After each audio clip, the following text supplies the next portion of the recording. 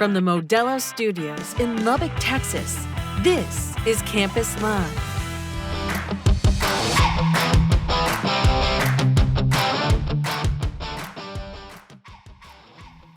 What's up, Campus Live fans? I'm Jack Damon, back here with another episode of the Campus Live podcast. I'm very, very excited today because joining us is Deputy Athletic Director for Texas Tech Athletics, Mr. Tony Hernandez. Tony, welcome to Campus Live. Thank you for having me, Jack. Oh, it's awesome. I appreciate it.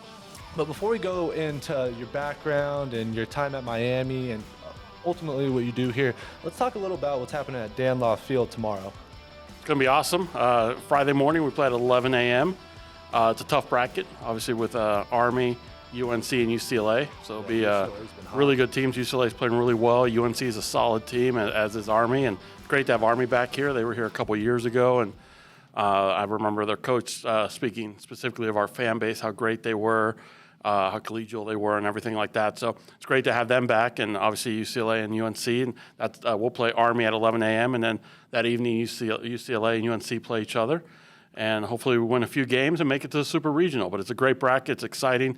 Postseason baseball is just an awesome thing. So we're excited to have that here again in Lubbock. It's 5th year in a row that we're hosting. So we can't take that for granted. I mean, that's awesome. Yes, sir, it is. And Tim Tadlock signing the lifelong contract. That's right. That's big news, too. Coach Tadlock is the best baseball coach in the country. And then to add to that, he's a Texas Tech alum. He loves Texas Tech. He loves being here, him and his family. So we're just excited that we're going to keep Tim here for a very long time. Yeah, he always has his guys ready to go, especially Josh Young this year. Man, he's been terrific. But let's get into a little about your background, kind of where you're from, and what it was like growing up for you. Sure. I was actually born in Southern California. I was born in Pasadena, home of the Rose Bowl. I grew up there, and I was there till about 8 years old when my family decided to move to South Florida.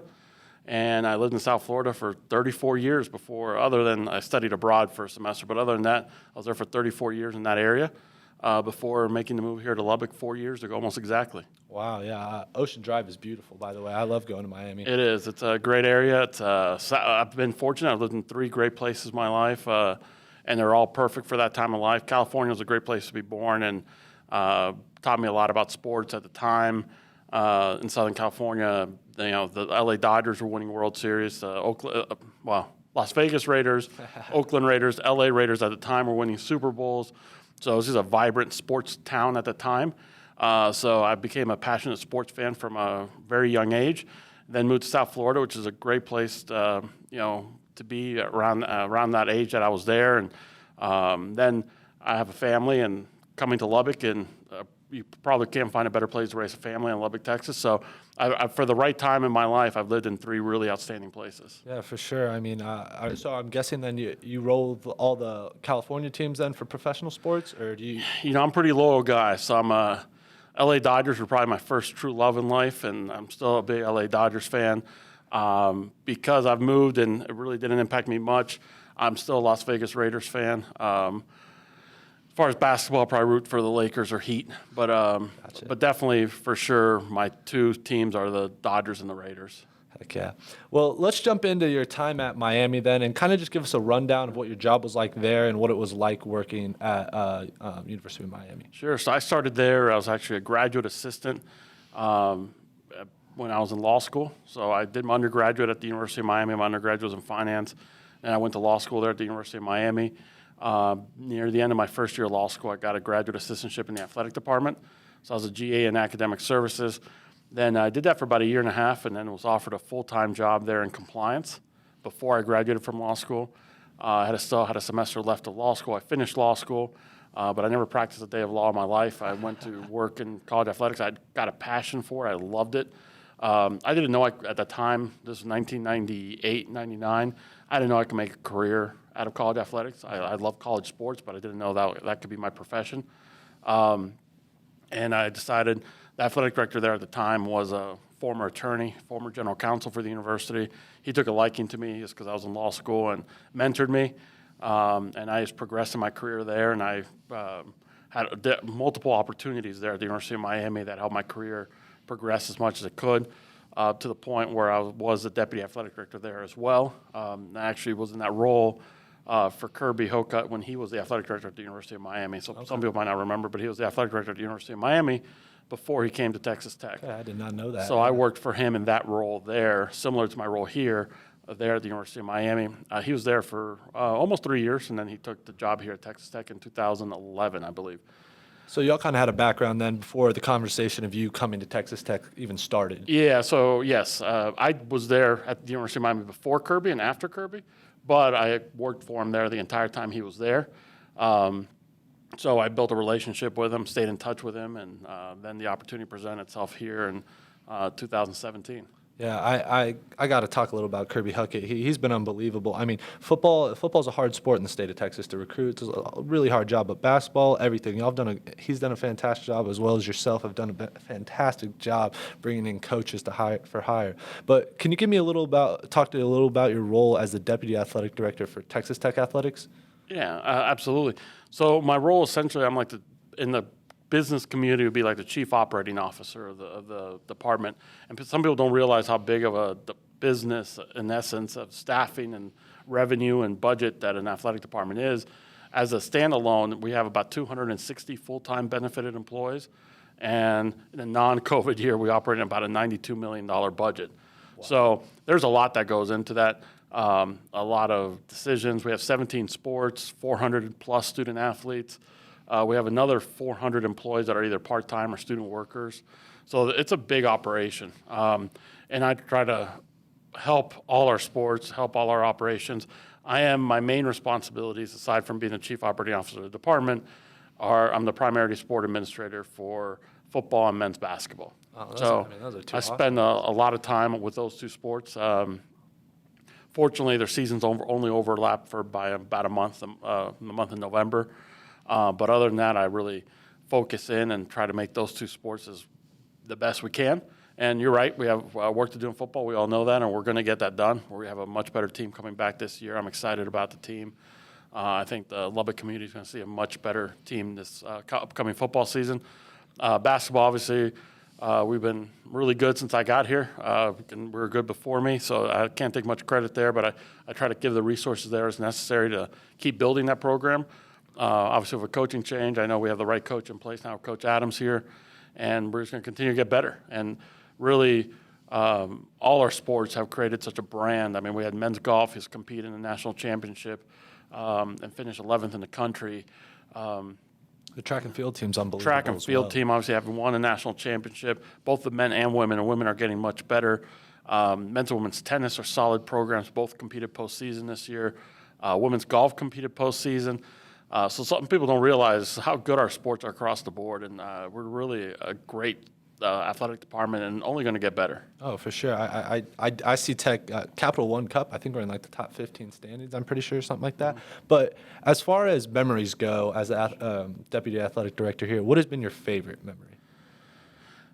I know it's hard to say one, but you can give me a list. There's been obviously a lot of great memories, and some of them are minor to the fans' eyes as far as, having student athletes graduate and things like that are just great. That even in my short time here in 4 years, that I've seen young men and women come here and leave as better human beings and better people and better prepared for life.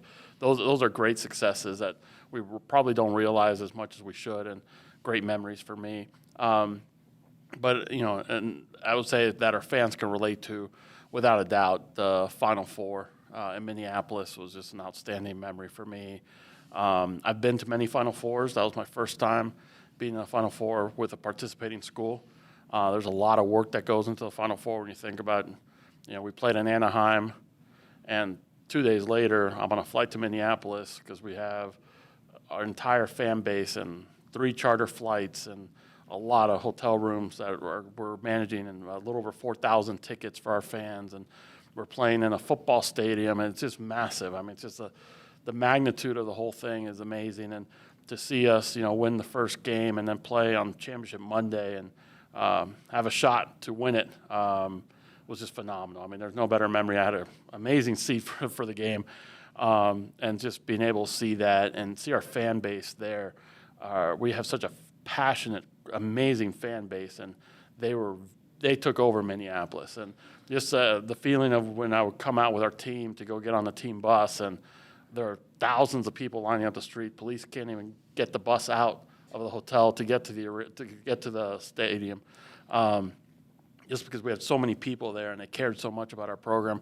And we came back after that win on Saturday, and we get to that hotel, and it's just packed. I mean, it's just overflow. I mean, you can't even get in the hotel where we're staying because our fans were there and celebrating, and the excitement that came along with that. And so many people I know from Lubbock that made the drive, sacrifice so much to get up there for that game. And it was just a great feeling. Only regret I had is I wish we had won it. But other than that, it was just an amazing trip. Yeah, that was a hell of a game for sure. You could almost say Lubbock felt like that was when Crabtree made the catch against Texas. 2008. Kind of those vibes almost. But we touched on it earlier about your family and what it was like living in Lubbock. What was the biggest difference from Miami to Lubbock? Like, obviously, you're going from a beach to the driest place on earth, as I call it. Well, there's a lot of beach here, not much water. Yeah. But as I like to say, obviously there's very few similarities between Miami or South Florida and Lubbock. I mean, there's no doubt about it. I think, Lubbock has tremendous people. I would say our biggest asset is our people. Is good quality human beings, great quality of life here. Miami has a lot of great assets. You said the beach. There's always something to do in Miami. I mean, so I loved Miami. It was a great place to live.